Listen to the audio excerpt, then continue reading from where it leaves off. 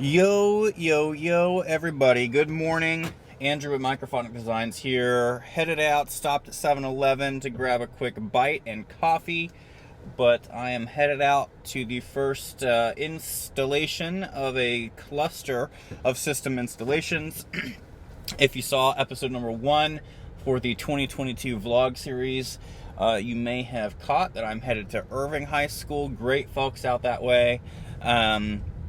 And I believe they got a new mixer. It's a Yamaha something another, much bigger one than they had. I think they were using the old Yamaha 01V 96i for the longest.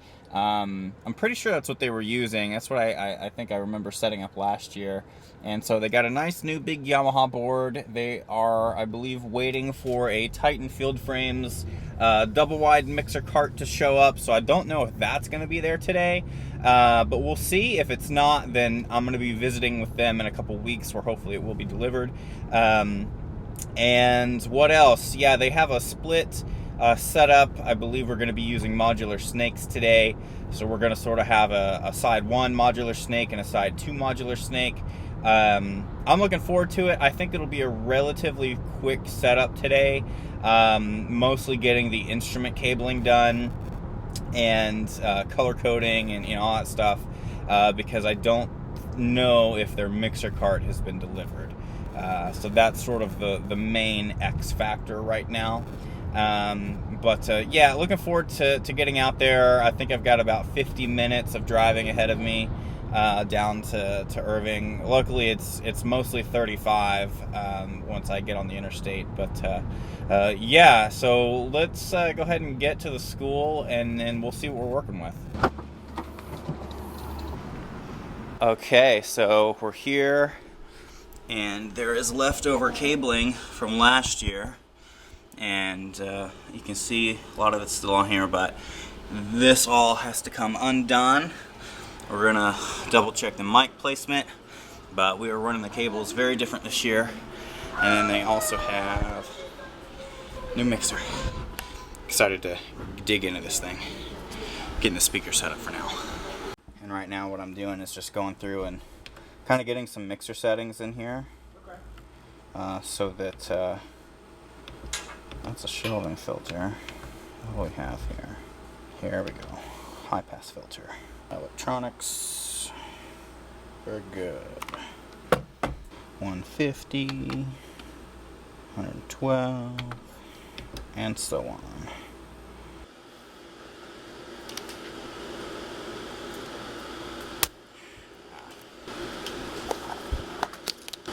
Okay, now once we get all the tape off of all the cables, we'll get them laid out just in the back. Just by length. They're just kind of all out, and then that's kind of where we'll pick and choose.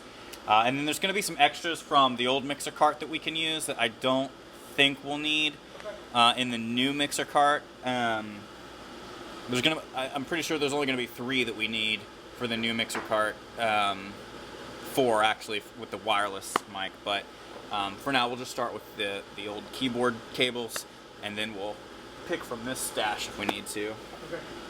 1/4-inch cables, are they balanced or unbalanced? Balanced. They are balanced. Yeah. So let me take a look. So the good news is that this would be a very helpful type of cable. These are helpful. Yeah. These here, but these are all these are 1/4-inch to female XLR. These are good for going from the mixer into the amps, but they can also accept XLR, so just a regular cable works. The other type of version of these to stock up on is 1/4-inch to male XLR. Those are really helpful for coming out of a synth. But I'm pretty sure both of your synths, that's a S90XS and a Juno, I'm pretty sure those will likely have unbalanced outputs anyway, so we have to go into a DI to make sure that the signal's fine. So cool. Good to know that we have these. We'll keep them over here just in case. Cool. For today. All right. And then again, we'll kind of pull from this stash if we need.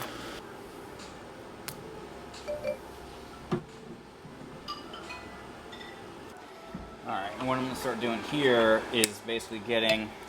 So I've sort of found that like it's a lot more difficult to do the, what I call the junction point with the breakout cables.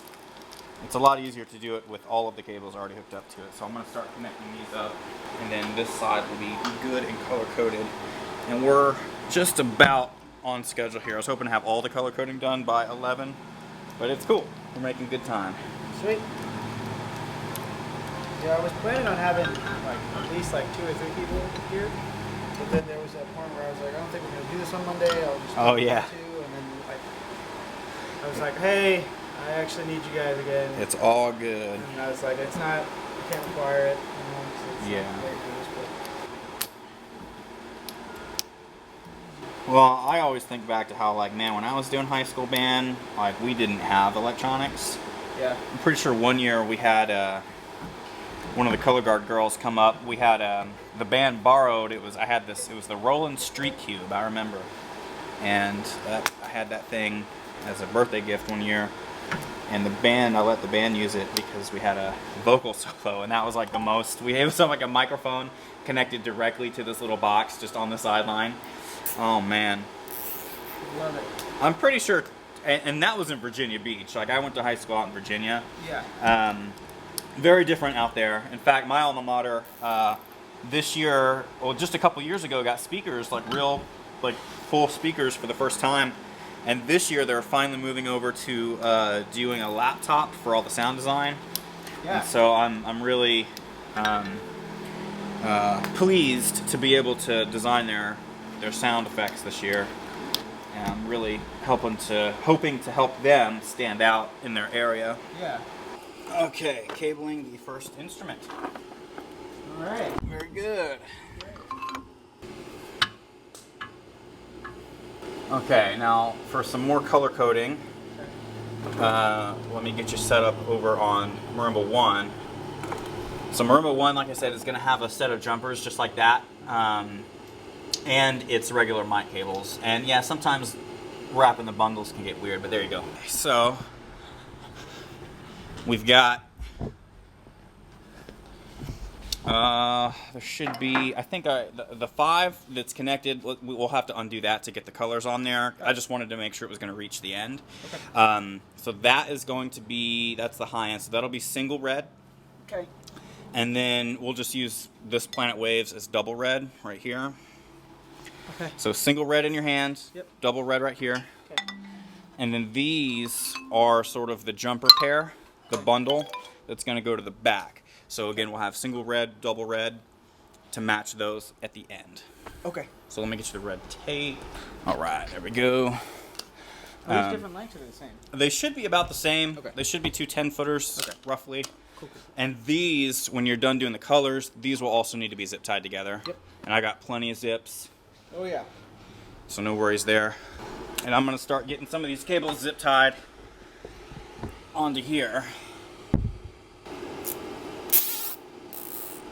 Another quick thing I'll point out is that this marimba is red double red, and this marimba is red double red, but remember that they're on 2 different colored snakes. Okay. So like, if you notice that marimba 1 does not have signal on, one of its mics, you basically, oh, that's the red snake. I look that way.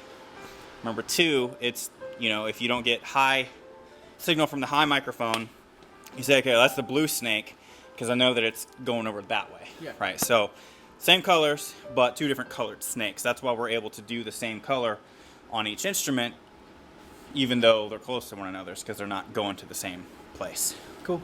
Yeah. So little time-lapse action here.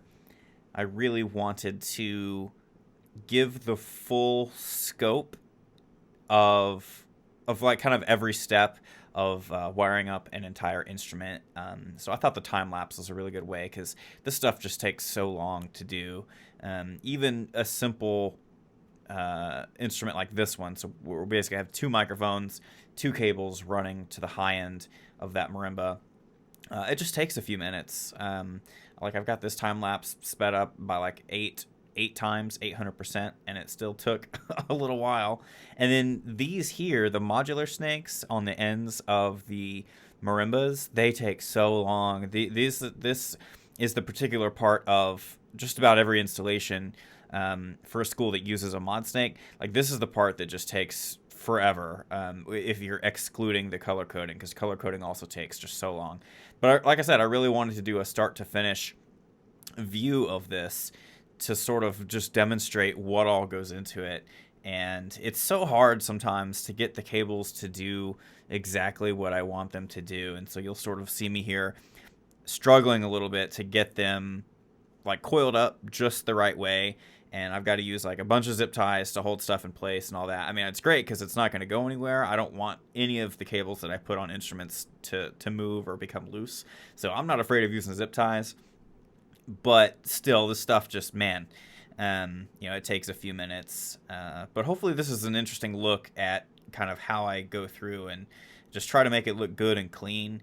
I mean, that's one of my main things that I pride myself on, is having really clean cabling, making it look good, making it fit on the instrument in a practical way. So yeah, pretty proud of the setup today.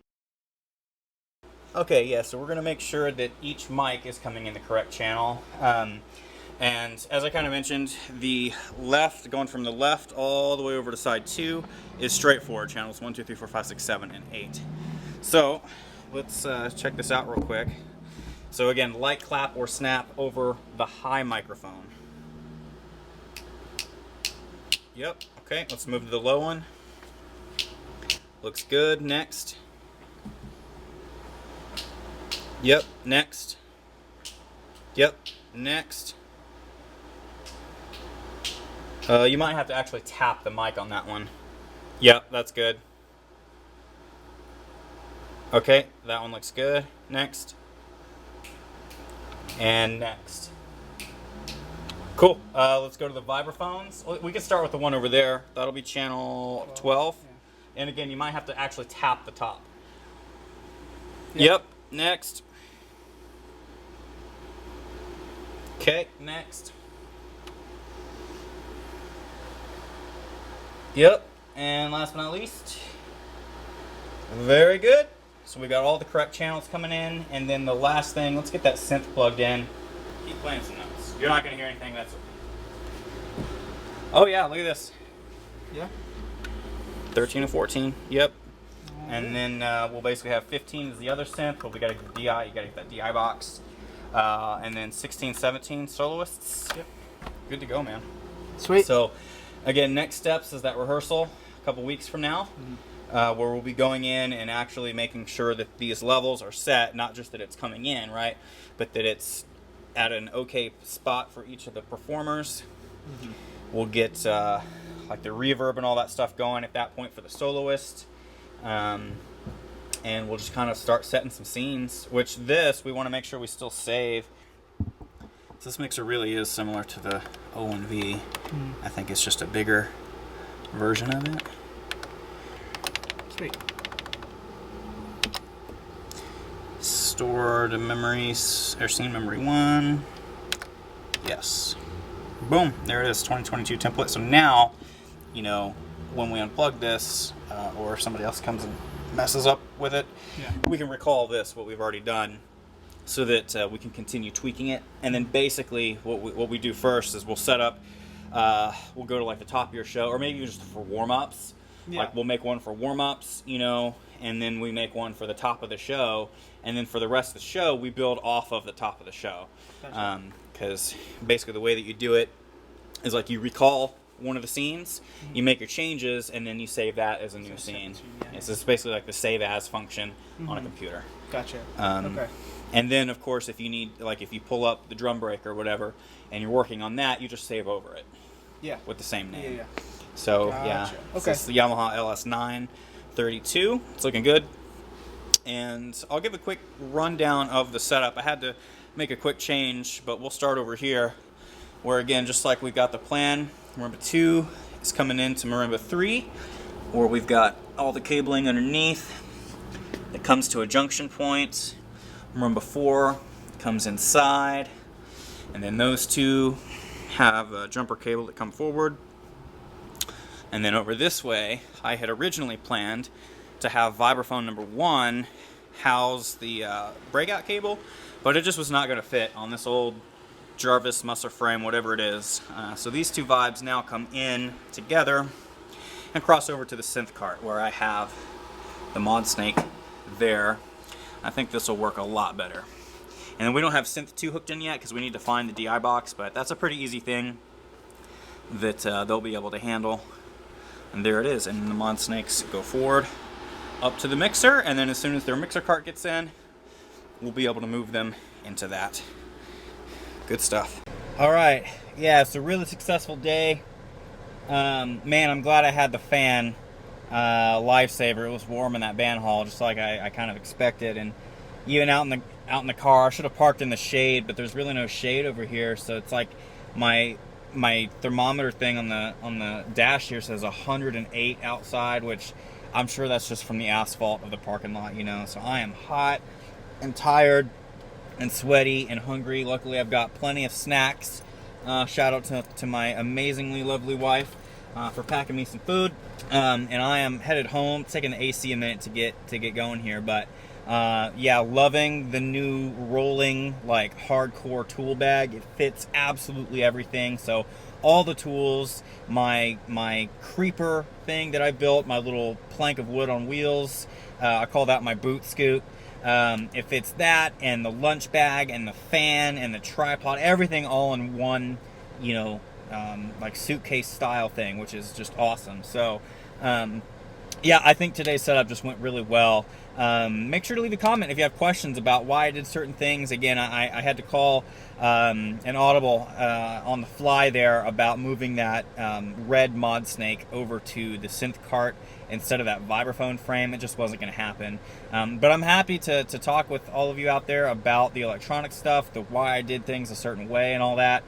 Tomorrow, I've got another setup at Red Oak High School. And I think they've got a very different setup. They have a regular stage snake, but we'll talk about their stuff tomorrow. Be sure to drop a like and consider subscribing if you dig the type of content that I'm doing. You know, my channel is pretty raw. I don't have very much time to you know, make the videos like super high production quality or anything, but I really enjoy bringing you along for the adventure and the journey and sharing what I'm doing, because I love this type of work and I'm very thankful I get to do what I do. So yeah, I'll see you guys next time, and that will be tomorrow as I head out to Red Oak, Texas. See you guys then.